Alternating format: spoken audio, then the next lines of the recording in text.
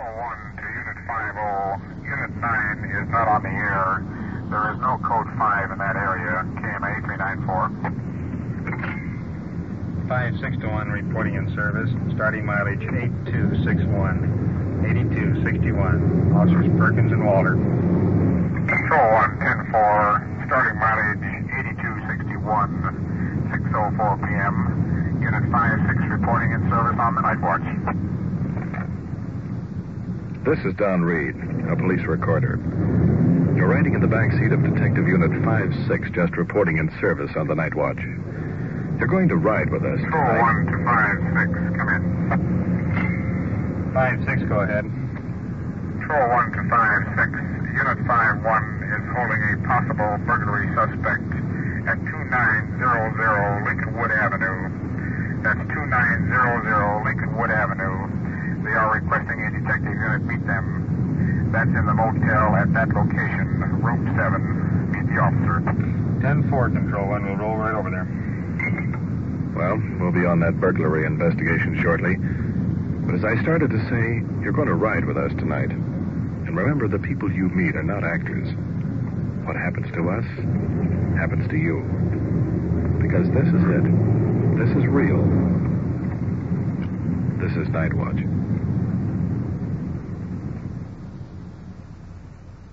Nightwatch, the actual on-the-scene report of your police force in action.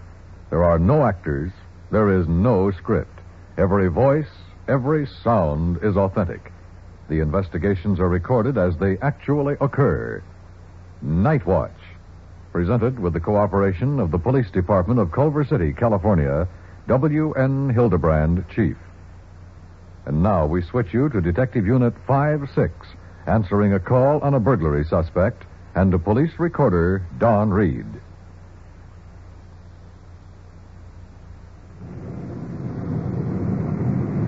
Swinging into the auto court where one of our uniformed cars has a burglary suspect in custody. Police car parked on the drive.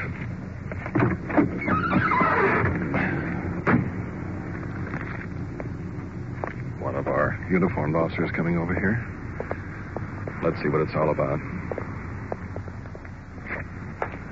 What do you got, Jim? The manager of the motel here caught a fella going out the back window with an armful of bedclothes, clothing, towels, and so forth. It doesn't look too good. It seems that he's registered here under a phony name. Whereabouts is he now? He's inside with my partner and the manager. They're holding him. Okay, let's talk to him.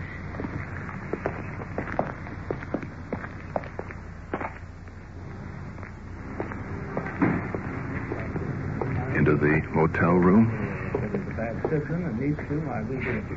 Manager and suspect standing next to the bed. In the middle of the floor, blankets, pillows, sheets, towels. I come out there, the dogs started barking, see? So I... Where was he when you saw him? He's right out in front. I said, well, where are you going with that? He said, well, fellow... He admitted that he had it out there. He admitted. He said, well, I paid for the room. I wasn't going off without some trouble. He'd paid $3 and gone away with all this stuff. Suspect glaring at the manager. He's tall, husky build, unshaven. Officers checking his pockets. Here's the key to my trailer right there. I live up here about, I think it's 3 or 4 blocks. So. What's the name of the place? Geez, I just moved in about 2 days ago. Oh, no. You live by yourself in your trailer? Yes, I do. Do you need bedding or something? Oh, no, I got... You didn't need bedding. What were you going to do with the ashtray you had belongs to the man here? Just souvenir, but he got Just a souvenir, huh? Yeah. What were you doing with the bedding? I just grabbed it and took off, and I was going out to the office. He said he saw you on the street, no? Sure, he saw me. That's where I met him on the street. On the street. Why aren't you staying in your trailer? Why am I still in my trailer? Yeah. Well, I just figured I'd stay here tonight. How come you're taking the blankets out of here?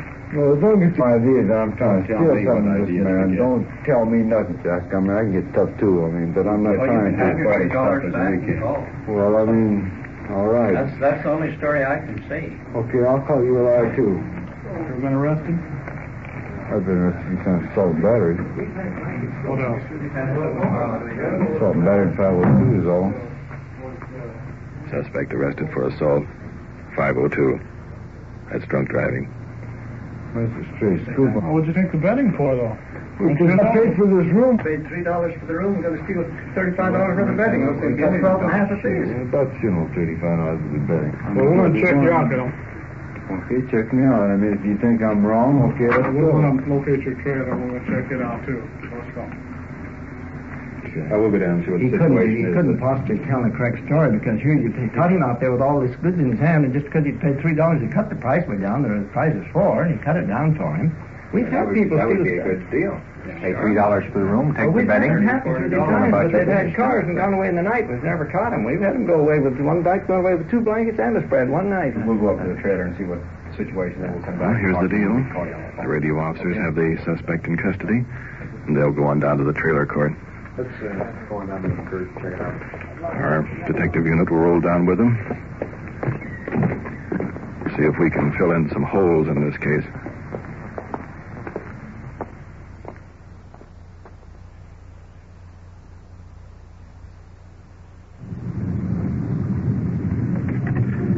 Trailer court off on the left. Actually, just a couple of 100 yards from the motel. The uniformed car is pulling up in front with the suspect.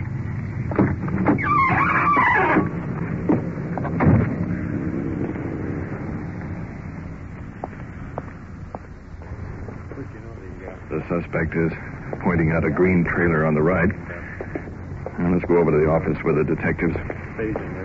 Just an observation.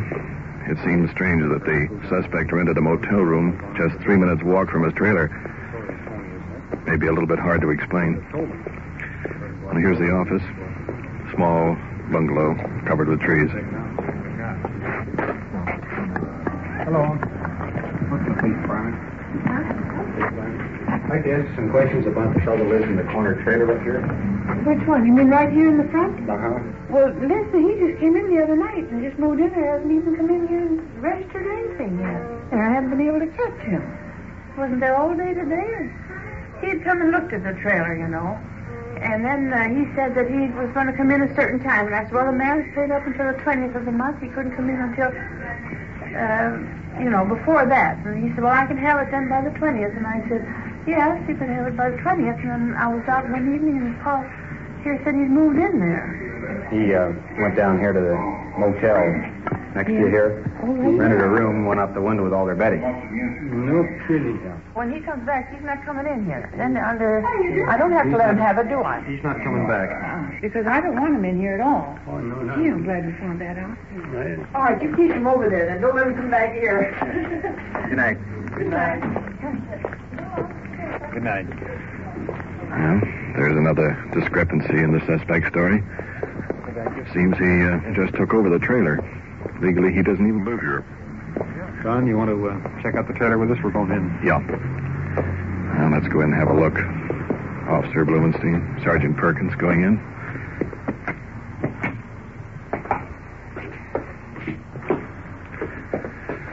Well, here's the picture. Empty whiskey bottles on the sink. A couple of dishes full of cigarette stubs. Some bread? Half a loaf of bread. Stale. Some lunch meat that's had it. There's a bed over here in the corner that hasn't. Not a stitch of bedding on it. Just a bare mattress. Well, we've seen enough. Let's go, Blooming. Paul, he hasn't got any bedding in there at all. Matter of fact is he sneaked in there, isn't paying any rent. I suggest you take him on down, book him on suspicion of burglary, 459. There's not a stitch of bedding on his bed there, and none anywhere in the trailer. Oh, it's an open and shut case into that. You won't have to stay out here with him. We take him on in.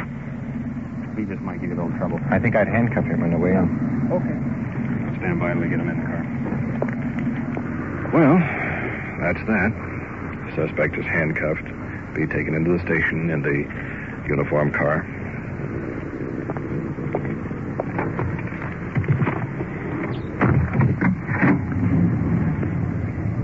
You believe him, Perkins?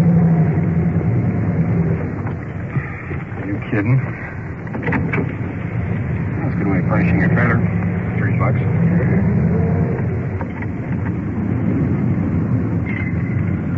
5-6-1 on the 459 call at 2931 Overhill Boulevard. 5-1 has suspect in custody and will 1019. We're clear and back in service. Control 1 to 5-6-10-4. Clear and back on patrol.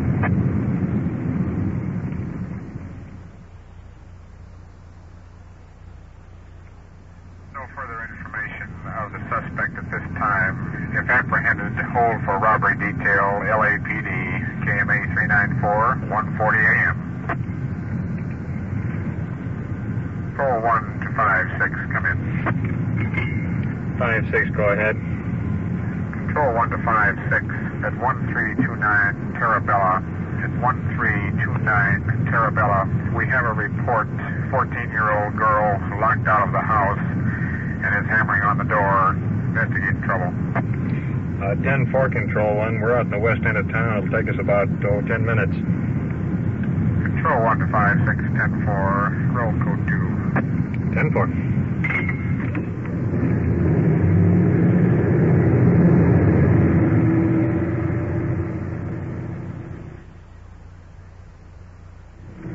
We used the red light coming down here, so we actually made it in about 5 minutes.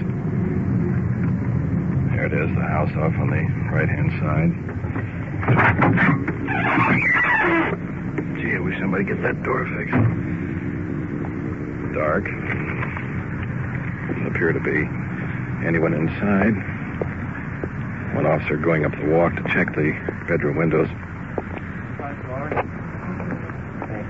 There's a woman leaning out of the window. She's coming in the front door. coming around to the front. Apparently that's the mother. She's locked her daughter out. Let's see what this is all about. Where is she then? Well, we heard that she was sitting on the doorstep here. Here she is. Hair up in curlers. Bathrobe pulled up around her throat. The information we had was that she wasn't permitted in. She came home late. Yeah, but Where did she go tonight? I don't know. She wasn't permitted to go any place, and by the time I looked around, she was out, and I thought that by 12 o'clock she would be home. She wasn't. Did you tell her she's going to be locked out? She didn't get in early? Mm-hmm. If she comes in late, after 12, I said she'd be locked out. But however, if she was knocking the door, I would open it for her. You don't know where she went or who she was with tonight? No, I didn't. Are you at all worried about your daughter? Yeah. How old is she? She's going to be 15. She's 14 now. Yep. She normally stay out this late at night? No, she's not permitted, but she does it all the time. She does it all the time? Mm-hmm. I have no way of punishing her for that. Just don't know what to do about it.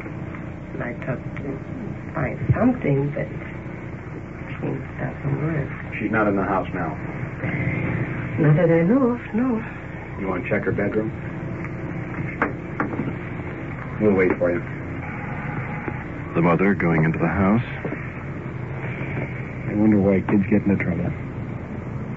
Walking out of the shadows under the street light. Young girl, bareheaded, no coat on. Must be the young girl in question. What after 12? Yeah. Did she knock on the door? I knocked on the door, but I came back here twice, and I tried all the doors, and I knocked my head off. And do you think they'd let me in? So I just been walking around. I knew you were down here. So You're how old? 14. And what time did you get here? About 12:15, but I was at work till then. You were at work. Where do you Well, I work? worked down here. Where? Down at the little restaurant down here. Yeah. So I worked there from about 8, I guess, since I Till left the when? house, till 12. You can check that with my boss. What are you doing working until 12 o'clock? I don't know. But I was. Were you out with a fellow tonight? No, I wasn't. What time did you leave the house? I left here about, I don't know, I guess about 7:30. Did your mother know where you were going? No. Does she know you work down there? Yeah, she knows I work down there. Didn't you tell her where you were going? No, because I was mad, and I figured she always calls up there anyway, so I figured she'd call, but she didn't.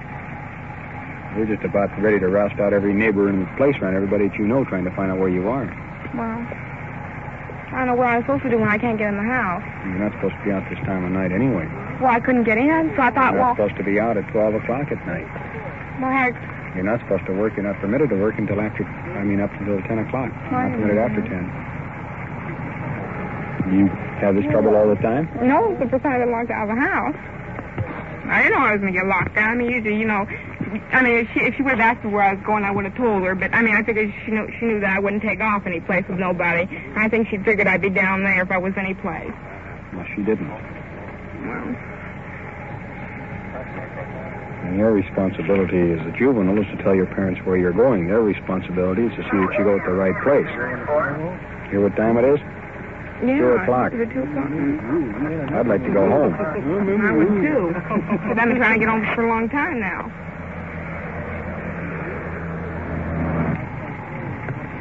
Let's talk to your mother. Mother's out here on the street. Let's go over with the daughter. Sergeant Perkins. See if we can straighten this thing out. She was down working. She wasn't working. A 14-year-old girl. She quit at 7 o'clock. She wasn't working. You weren't working up till now. I wasn't working up till now. I wasn't. I've been working. I worked until 12, but I knew I had to go to work. I told you before. You did not have to go to work, and you weren't going to go to work, and you had no intention of going to work. Well, did you think I was at work? No, you weren't at work. Would you like to phone up in the morning and find out if I was at work? And will you ask him what time I left there? Yes, I told you when I got home that I had to go back to work at 7:30. You're reaching that golden ages. Look, first place, you're not supposed to work after 10 o'clock. Second place, when you go out at night, you're supposed to tell your parents where you're going. And they are responsible for what you do. Well, what do you do with a juvenile that doesn't listen to you? That you hold one door and she runs out to the other door, or she gives me a shove away and she... When have I ever shoved you? What do you do with a juvenile like that? Well, now, look. You got a family. You got a daughter. She's intelligent. You're intelligent. Something that you can work out. I know I've been trying so hard, and it's a mutual deal. It's a give and take on both parts. Oh, I've given too much. Well, I won't say whether you have or not because I don't know. I don't think any parent can give too much on that basis. You're naturally, you have the right to know where your daughter's going, who she's with, what time she's going to be home, and you have the right to set the hours that she should be home. Yeah, but what do you do if you can't do that? I mean, isn't there any other solution? I can't do that. There's only two solutions that we can do. What? And that is either the parents properly supervise the children or the state supervises. Yeah, which means that the child is placed in a home. I think that's something we don't want to do with you. I think you've got enough sense and intelligence that you don't want to be placed in a juvenile home. She doesn't listen to me. I'd much rather be the way I've been treated. Okay, you've been treated, a 14-year-old girl to run around with somebody I don't know where. She once came home 3 o'clock in the morning. When did I ever come home at 3 o'clock in the morning? New Year's Eve, she came home 4:45. I'll explain to you why I came home that late. I don't know why. There's always why. New Year's Eve, 4:45, you came home. Oh, I explained to you every time. And I stay there, and I go to pieces waiting up for you. So you weren't expecting me home. Wait a minute. It's late. It's after 2 o'clock. Got people, neighbors are trying to sleep. We don't want to have a scene out here in the middle of the street. If you've got a problem, we'll be very happy to try to help you with it. You know that. However, until you're 18 years of age, there are certain rules and regulations you have to abide by. One of them is curfew. One of them is the state labor law, when you can work and when you can't, how many hours you can work. Just a minute, please. Yeah. You've got to abide by your parents' wishes and desires as long as they are reasonable. Now, just let me finish. There are certain things that you can do. You can tell your parents where you're going, who you're with, what time you're going to be back. I always do that, too. Except when she won't even talk to me. And then she usually knows where I'm at. Can I talk to you a minute, please? Yes. Taking the mother aside. Have a problem with now. And the home is a place where she should enjoy staying. What can I do? She just loves to run out. She wasn't alone. She was with that boy. How do you know? Did you talk to the boy? No. Well, I mean, you're just assuming that she was with the boy. You don't know whether she was working or not, actually. Is that right? She wasn't working. How do you know? I don't know, but she only supposed to be working. Here's what I'm trying to point out is that you're telling her she isn't working. Maybe she was. Well, why didn't she tell me where she was then? She just told you now, and you said that she wasn't working. I don't know. I don't know how true it is. I have to check that she Well, probably I know, just but why don't doesn't- you do this? Why don't you assume that she's telling the truth until you prove that it's a falsehood, rather than assume Yeah, that it's but false? even so, she wasn't working till up to now. Where was she? She might have been up to working until 12 o'clock. You don't know until we can find out. Let's assume that she was. Let's give her the benefit of the doubt. She wasn't. Because she wasn't supposed to be working. Well, she was full of I'm not going to stand here and argue with you. I'm just trying to tell you that you don't know whether she was working or not. Yes. So you're calling the child a liar. Yes. Which is the worst thing in the world to do. You don't know whether the girl's lying or not. How can she want to tell you the truth if you don't believe her? That's it too, but Still, you think that she was, and you have I reason have to believe. reasons. I mean, I know that isn't the first time. Well, I can tell you one thing. I can see why there's a problem in this household. I can tell you one thing right off the bat. One of the biggest problems that you've got is the fact that that girl doesn't believe that you believe anything she tells you. Well, that's the truth, because she's been lying all the time to me. Well, you assume that she's lying right now. You don't know whether she's lying or not. Well, some part of it is a lie, because she did not work up till now. She was with the boy up till now. She was? Let's go call the boy and find out. But he wouldn't tell you. He'll tell me. Let's go get him on the phone. Let's head up the walk. Sergeant Perkins is taking down the phone number of the boy in question. Is the number here? Also the place where the daughter claims she was working. In the kitchen, the phone on a long cord, and the breakfast.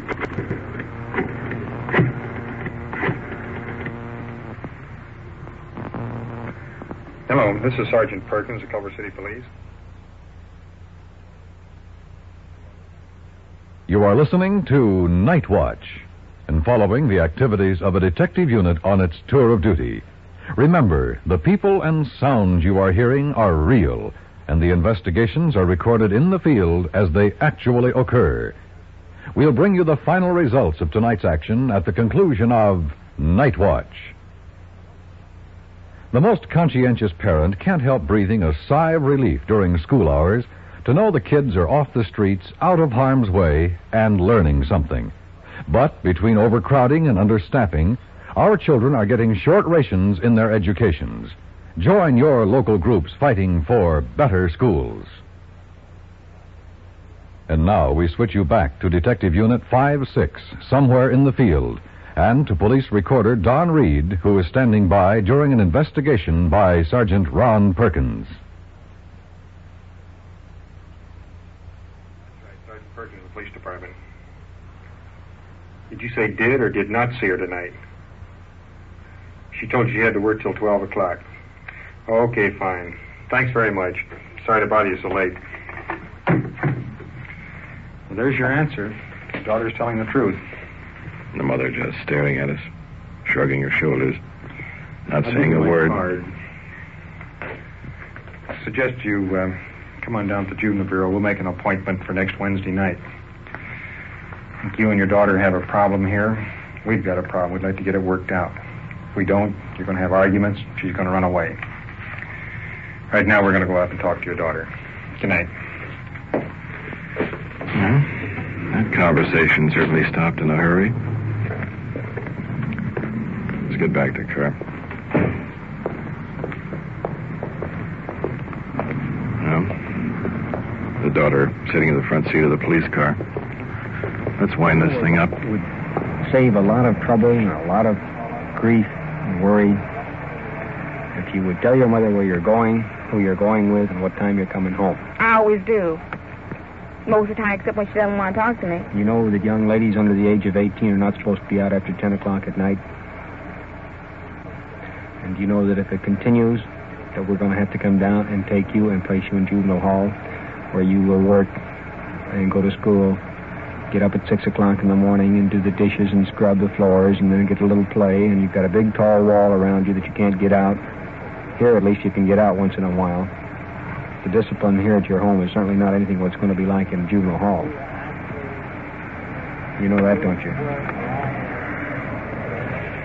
I think you put out half of an effort. I do. Well, I honestly do. I've asked your mother, and I want you to come down to juvenile hearings Wednesday night. Meantime, I don't want you to get any ideas about running away. Oh, I'm not going to run away. If you run away to the police station, will you? Say there's a lot of trouble. That's what I was going to do tonight. And your mother said she's going to come down to hearings next Wednesday. It's not going to do any good. I know it. Well, now, look. If you take that attitude, it won't do any good. I don't take that attitude all the time, but I tried everything. You haven't tried listening to me yet. Well, no. Well, then why don't you try listening to me? Well, listen, I don't listen to anybody. Okay? In the meantime, do what your mother tells you to do and put up with it the best you can. Just think, 4 more years, you can go out on your own. 3 more. All right, I'll 3 be more. 50 in the end of the month. All right, but you got 3 more years, though. Right? Yeah, I already know that, but when I'm 18, I'm getting kicked out of the house anyway, so... Well, think of the experience you're gaining, so when you have kids of your own, well, you can bring them up differently. Well, you're darn right I will. Okay. Good night. Good night.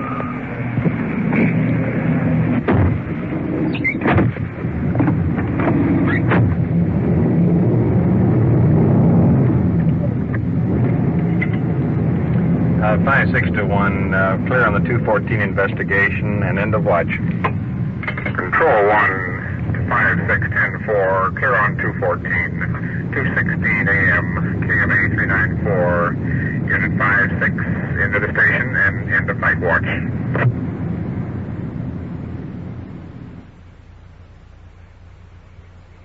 What you have just heard is real, recorded as it actually happened on the Nightwatch. And now we switch you back to police headquarters and Chief W.N. Hidebrande. Tonight's first burglary case resulted in the arrest of the suspect when the follow-up investigation revealed he had simply paid $3 for a motel room and then walked off with approximately $40 worth of betting. The charge was later reduced to Penal Code violation 488, petty theft, the maximum penalty of which is 6 months in the county jail. In the other case tonight, in which a young girl was locked out of the house, both the mother and daughter were cited into juvenile hearing, where a corrective program was worked out to prevent any future reoccurrence. Each week, as you follow Detective Unit 5-6, you'll note the events run the gamut from homicide to advising juveniles. We hope this will provide you with an insight of the work being done by your local law enforcement officers. Nightwatch is pioneering a new era of radio, just like the Public Relations Bureau of your police department is clearing the way for a new understanding with the citizen. We are trying to combine the two so that the American public can understand firsthand the real problems facing your police officer today. To succeed in this cause is the meaning of Nightwatch. Thank you, Chief Hidebrande. You have been following the on-the-scene reports of your police force in action. Every voice, every sound has been real. Nightwatch, brought to you through the cooperation of the Police Department of Culver City, California, is produced by Sterling Tracy and Jim Hedlock, with technical advice by Sergeant Ron Perkins, and is described in the field by police recorder Donn Reed.